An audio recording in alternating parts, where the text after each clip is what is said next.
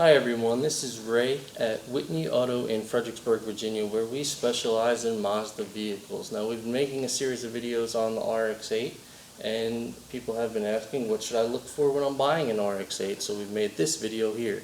Most often what I hear, what should I look for in buying an RX8, I'm really hearing what commonly goes wrong in an RX8. So what I'm about to go over both under the hood and under the vehicle are a couple things that you can look for just as a customer popping the hood before you buy the car. Now, if you're not willing to get down on the ground, stick your head underneath the car, bring somebody with you who can. I'm going to show you some pictures and maybe some short videos in here to show you what you should be looking for. So let's get started.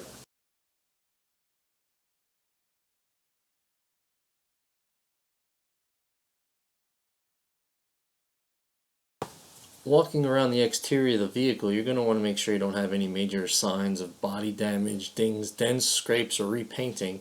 But take extra close look at the taillights. They're very common for building up condensation. Now there are updated gaskets and repairs for that, but water in a taillight isn't something you never want to have, as it may fail a safety inspection.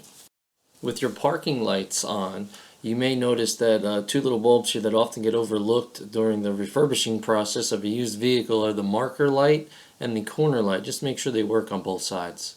Now odds are, if you're interested in buying the vehicle, you're going to want to put some license plates on it and drive away. So make sure the car has a front tag bracket in good condition. Now there's 3 mounting points. The blue arrows had a bolt in them and the yellow arrow had a screw in it. I've seen these brackets put on all different ways, sideways, upside down, in the wrong holes, everything. But this is essentially how it should look. It should be right in the middle of the grille with 3 retaining screws in it. You also might find problems with the rear one as well, so check the rear one. Of course, you want to make sure that the car has good tires on it, but also take a look at the tire stems, the valve stems, where you would put air in the tire. These are tire pressure sensors on the RX8. They're metal and can rust, deteriorate, and fall off or break. So take a look at them, make sure they don't look like they're falling off, because it's very likely that they could. I'll go over the gauges and instrument cluster in a little while to see what warning lights it may make come on if you're having a fault.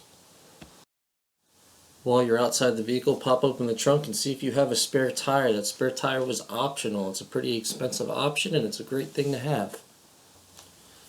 Here we are under the hood. If you don't know how to open the hood, watch the video we've made entitled How to Change the Oil in an RX8, and then I'll show you how to open the hood and get the covers off. But once you open the hood, you'll have this here, and you can see the covers in place, and you really want to have all the covers in place because it will change air deflection over the engine, the PCM, the air intake, and your battery. So for those components alone, you want to have the right air deflection, so all your covers are kind of important. Once you pull off your engine cover, you're going to see an oil filler cap right in the middle. This one's yellow, yours may be black. But you're going to want to take it off and look underneath and make sure this O-ring labeled here with the arrow is in place. They're common for falling off and may cause increased condensation. Next, you're going to want to pull up your dipstick and make sure you have oil in the car. If you're at all familiar with RX8s or rotary engines whatsoever, you're going to realize how important oil is, and you're going to want to make sure you have full clean oil change before you buy the vehicle. Now another part I see commonly broken and hacked back together are these elbow 90-degree angle plastic vacuum ports in the air boot. I see a lot of them cut out, put back together with hose and lines and T's. You kind of want the factory setup. Next, looking at your battery, this is the positive battery terminal. They're common for coming loose, so grab it with your hand and wiggle it. It's easy to replace. You also want to make sure the bracket that holds the battery into the vehicle is in place as well. Another common point of failure is the coolant level sensor located inside the coolant reservoir. Now while this sensor is available separately, if you have a brown, mucky, dirty, or empty coolant reservoir, that's something you're going to definitely want to address, seeing as coolant is so important to these engines. Another thing you're going to want to look at is the cap and make sure that it's the right pressure rating. This one is 0.9, and that is the OEM recommendation for the cap. This large black box here at the front of your engine compartment is where the air filter is kept. Those 2 clips in the front, you're going to want to pop those up and take a look at your air filter and make sure it's not overly dirty. Also that it doesn't have oil spots on it, as that might indicate that you're having early symptoms of a worn engine. Again, this is the OEM setup, and I like to see this when I buy a car because it lets me know that the car hasn't been modified and that I'm probably going to get the best life out of my mass airflow sensor. Located in your intake manifold is something called a secondary shutter valve, or SSV. They're common for getting carboned up and sticking. You're going to want to make sure that it's free. I do have a video out also about how to remove it and clean it so you know what you're getting into should it be stuck. But all you're going to do with the engine cool is to reach down with your finger and move the actuator in and out and make sure it's not stuck in either direction. Look underneath the vehicle and make sure this engine undercover is there. This is the OEM setup, and they're plastic, and they can get broken off if the car is even in a smaller accident, and they can be very expensive to replace. So when I see one of these in place and intact, it's usually a pretty good car. Now you want to make sure it's there. It's going to keep rocks and road debris from hitting your radiator or condenser, and also ensure the proper airflow over the underside of the engine. Now take a peek at your brakes. Not only should you make sure your brake pads are there, but also run your finger along the inside of the brake rotor. You may feel a large lip of rust, and these brake rotors can be awful expensive, so if you have rust, you might have to replace the rotors. Whitney Auto Repair is located in Fredericksburg, Virginia, and here in Northern Virginia we don't always have the best roads.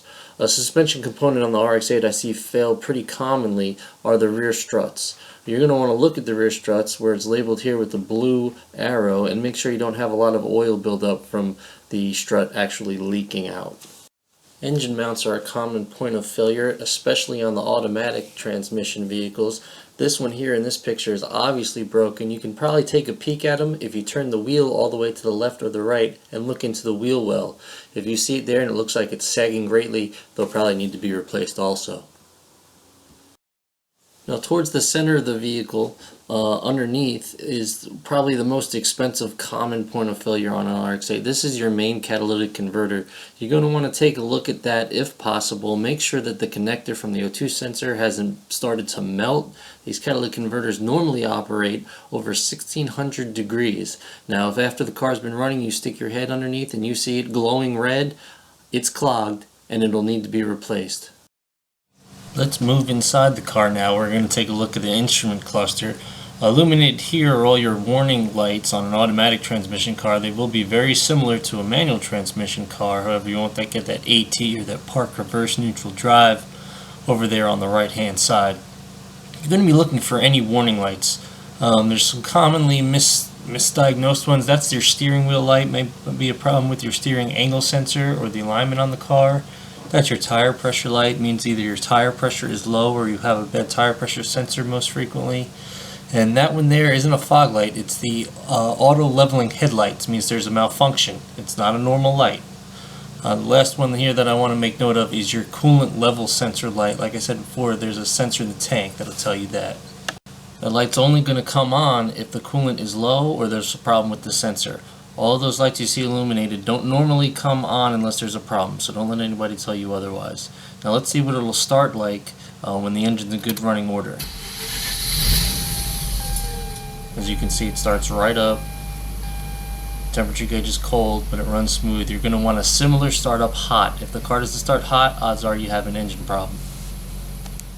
Looking at your AC controls, not only do you want to make sure that the AC blows cold and the heat blows hot when the car's warmed up, but you want to take a close look at the buttons. As you can see, the rear defrost button on this car is cracked, and those buttons are common for cracking, so take a good look at them and make sure you don't have any fractures. Up next is another surprisingly expensive part that may fail, the sun visors. Just make sure that they both move up and down. They're common for cracking right along the pivot point, in which case you have to replace the whole sun visor, so go ahead and make sure that they're working.